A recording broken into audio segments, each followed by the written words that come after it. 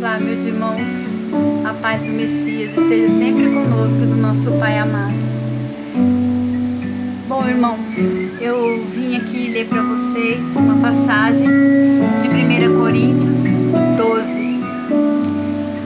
Agora, quanto aos dons espirituais, irmãos, não quero que sejais ignorantes.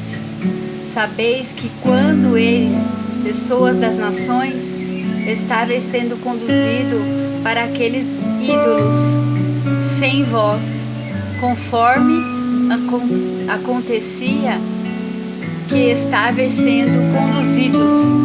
Portanto, quero que saibais que ninguém falando pelo Espírito do Pai diz: o Mestre é amaldiçoado, e ninguém pode dizer: o nosso Mestre, o nosso Salvador, exceto por Espírito Santo. Ora, há variedades de dons, mas há o mesmo Espírito, e há variedades de ministérios, contudo, há o mesmo Mestre, e há variedades de operações, contudo, é o mesmo Pai, que realiza todas as operações em todas as pessoas. Mas há a manifestação do Espírito, e é dada a cada um com um objetivo proveitoso. Por exemplo, a um, por intermédio do Espírito, é dada a palavra da sabedoria, a outro a palavra do conhecimento, segundo o mesmo Espírito, a outro a fé pelo mesmo Espírito, a outro dons de curar por aquele um Espírito, e ainda outro operações de obras poderosas, e outro a profetizar, e outro discernimento de pronunciações inspiradas, a outro línguas diferentes, a outro interpretação de línguas. Mas todas essas operações são realizadas pelo mesmíssimo Espírito, fazendo distribuição a cada um respectivamente, assim como quer. Pois assim, com o corpo é um só, mas tem muitos membros. Um corpo é um só, mas tem muitos membros, e todos os membros daquele corpo, embora muitos, são um só corpo. Assim também é o nosso Rei, nosso Mestre. Pois deveras todos nós fomos batizados por um só Espírito, em um só corpo, quer judeus, quer gregos, quer escravos, quer livres, e a todos nós que fez beber de um só Espírito. Irmãos, quando nós lemos essa passagem maravilhosa, nos remete às palavras de Paulo, que é um filho, do nosso Pai, que foi escolhido entre pecadores para nos trazer a palavra, as boas novas. Mas muito do que está escrito nessa observação de dons que o Pai nos deu, ela foi corrompida. E fizeram uma má interpretação nas igrejas sobre isso.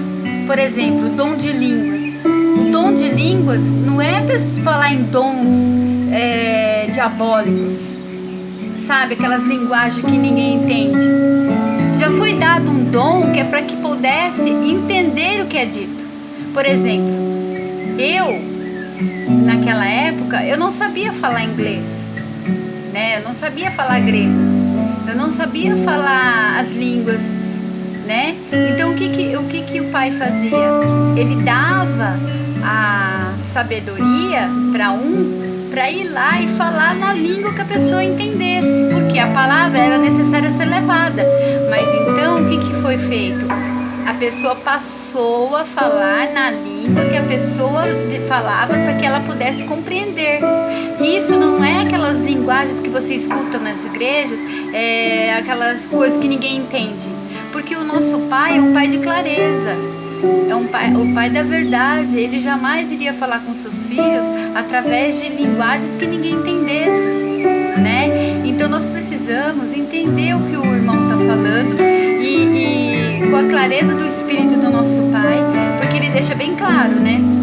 Que nós somos os membros de um corpo, e esse corpo, ele é formado por várias pessoas, e essas pessoas, cada um tem um pouquinho de dom que o Pai exerce na pessoa, para que ela possa, através do Espírito, trazer os irmãozinhos perdidos.